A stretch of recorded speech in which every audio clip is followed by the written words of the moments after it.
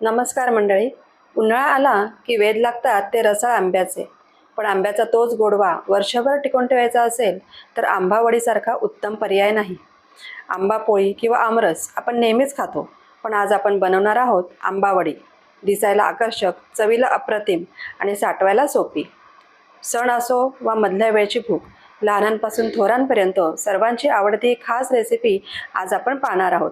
अशी रेसिपी पाहण्यासाठी व्हिडिओ शेवटपर्यंत बघा आणि अजूनही चॅनलला सबस्क्राईब केलेलं नसेल तर लगेच सबस्क्राईब करून बेल आयकॉनसुद्धा प्रेस करा, म्हणजे माझा व्हिडिओ तुमच्यापर्यंत सगळ्यात आधी पोहोचेल. चला तर मग सुरुवात करूया आंबावडीला. नमस्कार, मी आनंदी कुणाल पाटील. मी माझ्या करियन राईस या चॅनलमध्ये तुमचं सगळ्यांचं खूप खूप मनापासून स्वागत करते. हे बघा, आंबावडी करण्यासाठी मी हा कच्चा तोतापुरी आंबा घेतलेला आहे. हा आंबा आता आपल्याला सोलून घ्यायचा आहे.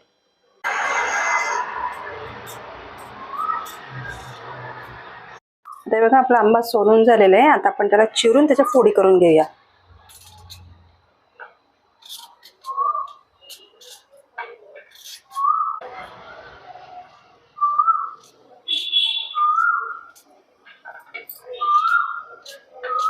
हे बघा, आता आपली ही कैरी सगळी चिरून झालेली आहे.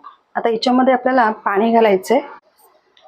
थोडंसं पाणी घालायचं आणि आपल्याला कुकरला 4 ते 5 शिट्ट्या करून आपल्याला हे शिजवून घ्यायचं. हे बघा, आपला आंबा उकडून झालेला आहे. आता ह्याला आपण मॅशरने असं चांगलं मॅश करून घेऊया.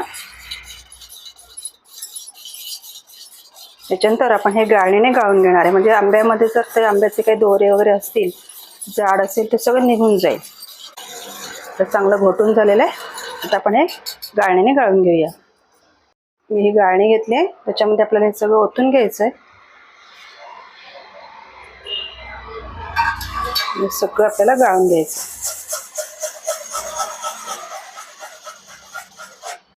हे बघा, आता आपलं हे सगळं गाळून झालेलं आहे. पल्प आपल्याला मिळालेला आहे.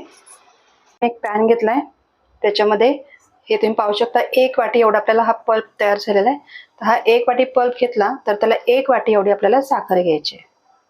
ह्याला प्रमाण सेम घ्यायचं आहे, कारण हा आंबा आंबट असतो, कच्चा आंबा आहे, म्हणून मी जेवढ्याच तेवढी साखर घेते.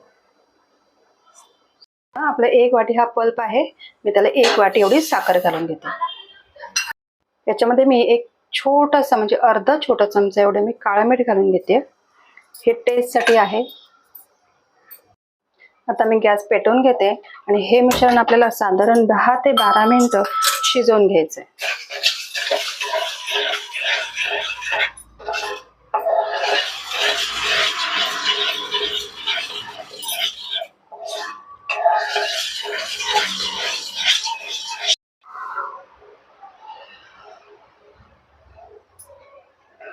आपल्याला कंटिन्यू असं ढवळत राहायचंय आणि मीडियम गॅसवर आपल्याला हे शिजवून घ्यायचं.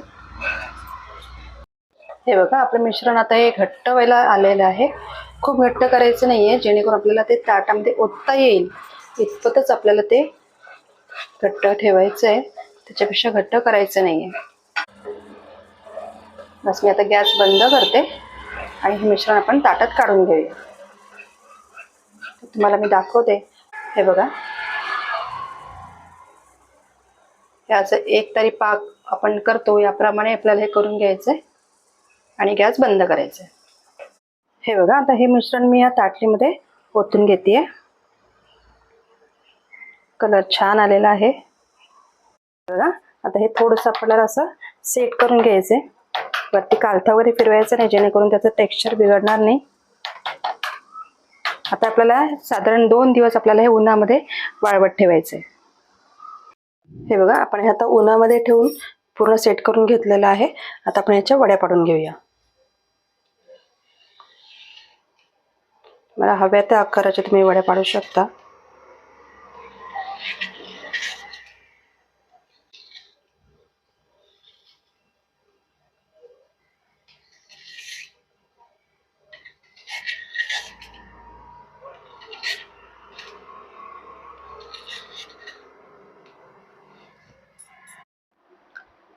चला, आता आपण ही आंबावडी काढून घेऊया.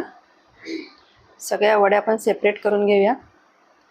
हे बघा, छान अशी वडी तयार झालेली आहे. आता याच्यावर मी थोडीशी पिठी साखर भुरभुरवणार आहे आणि आपली वडी खायला तयार आहे. वड्या सगळ्या काढून घेतल्यात. त्याच्यावर आता पिठी साखर टाकते आणि आपली ही चटपटीत अशी आंबावडी तयार आहे.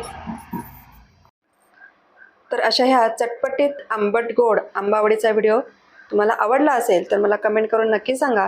व्हिडिओला लाईक शेअर करा आणि अशाच नवनवीन रेसिपीसाठी करियन राईस या चॅनलला सबस्क्राईब करा.